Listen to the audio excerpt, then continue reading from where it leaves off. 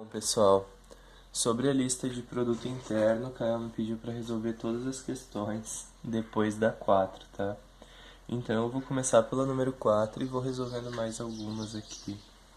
Na número 4, a gente tem dois vetores do R2, dois vetores genéricos, e eu tenho que saber para quais valores de t que o produto interno entre esses dois vetores, que é definido por x1, y1 mais t, x2, y2, vai definir um produto interno sobre o R2. Para a gente fazer isso, a gente tem que ir lá na definição de produto interno e ver o que é que eles chamam de produto interno. Aí eles dizem o seguinte, tá? Inclusive na página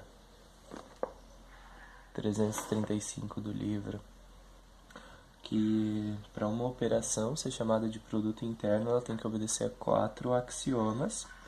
O primeiro axioma, que é o axioma da simetria, então U interno com V tem que ser igual a V interno com U. Depois o axioma da aditividade, que diz que U mais V interno com W tem que ser igual a U interno com W mais V interno com W. Depois o axioma da homogeneidade, que diz que um escalar multiplicado por U interno com V tem que ser igual a esse escalar multiplicado por U interno com V, e diz também que V interno com V sempre tem que ser maior ou igual a zero. Então vamos lá.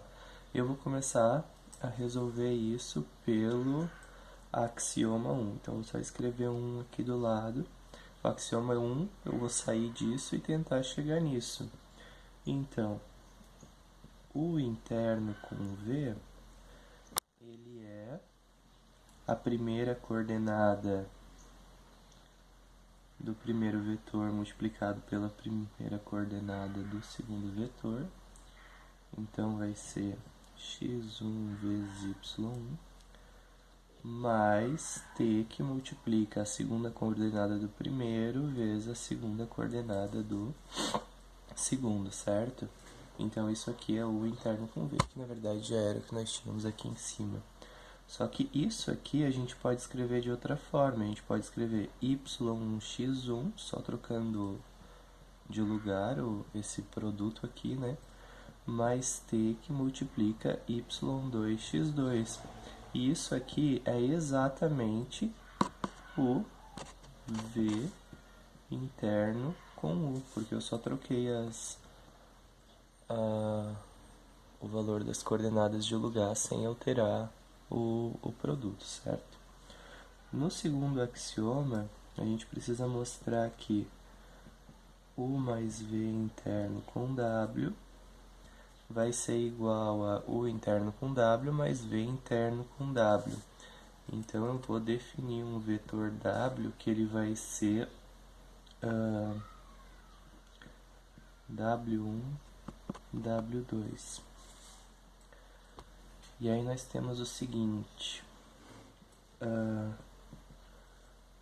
U mais V vai ser o vetor x1, y1, x1 mais y1, né?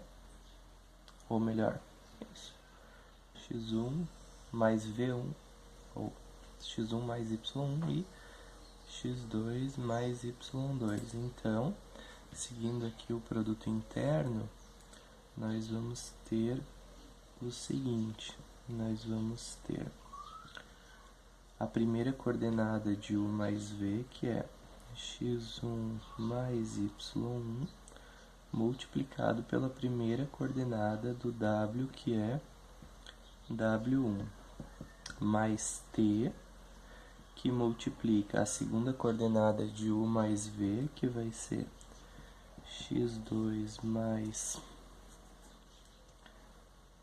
y2, que multiplica a segunda coordenada do W, que é W2. Fazendo a multiplicação distributiva aqui nós vamos ter o seguinte, x1 W1 mais y1 W1 mais t, que vai multiplicar x2 W2 mais y2, w2. Então, esse t vai estar multiplicado por cada um desses que está aqui dentro. Então, eu vou fazer o seguinte, isso vai ser igual a x1, w1,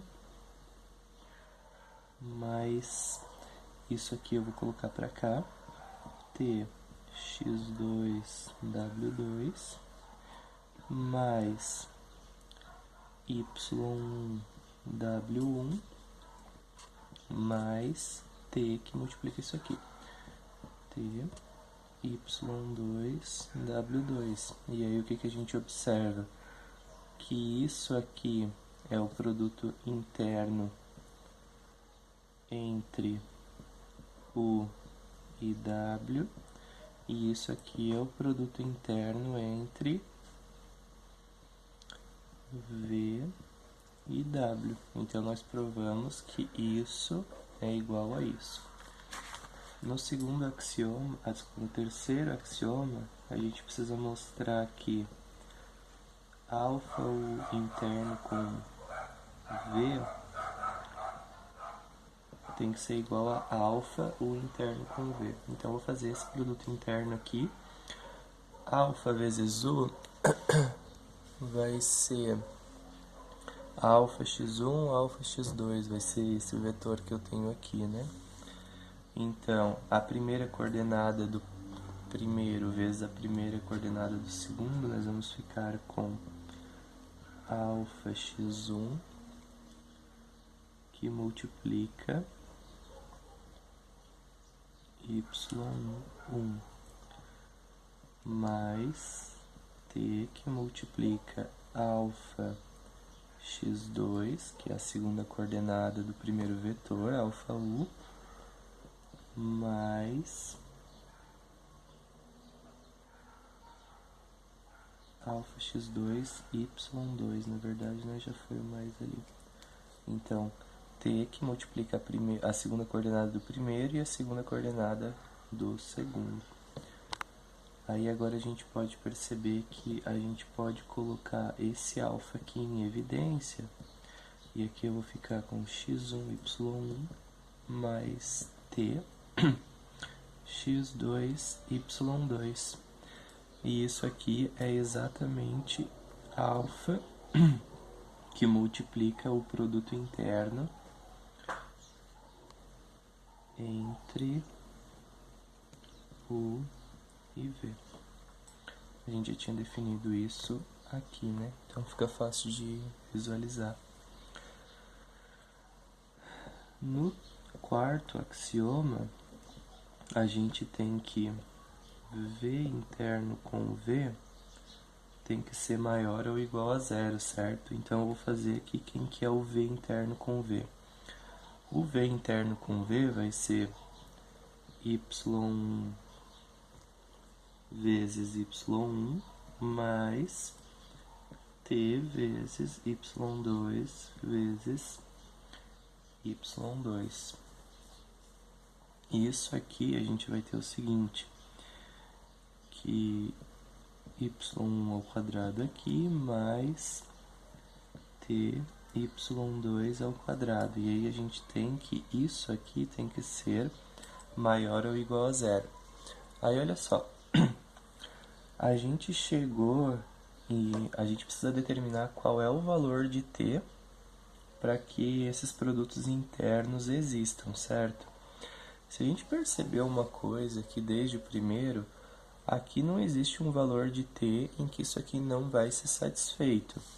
Da mesma forma aqui, da mesma forma aqui. Para qualquer valor de t, essas coisas sempre vão ser satisfeitas.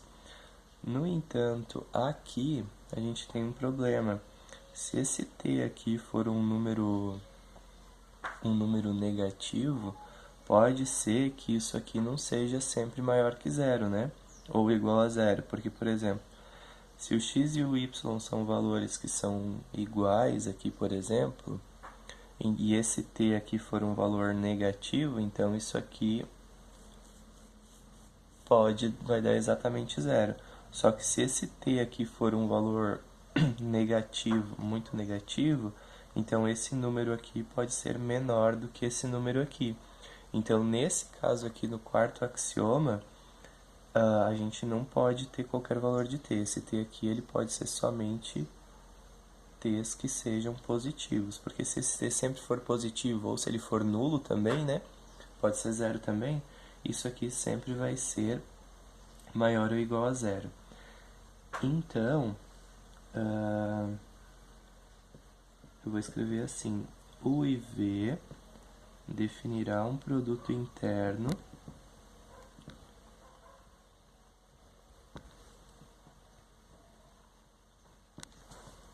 para todo t maior ou igual a zero.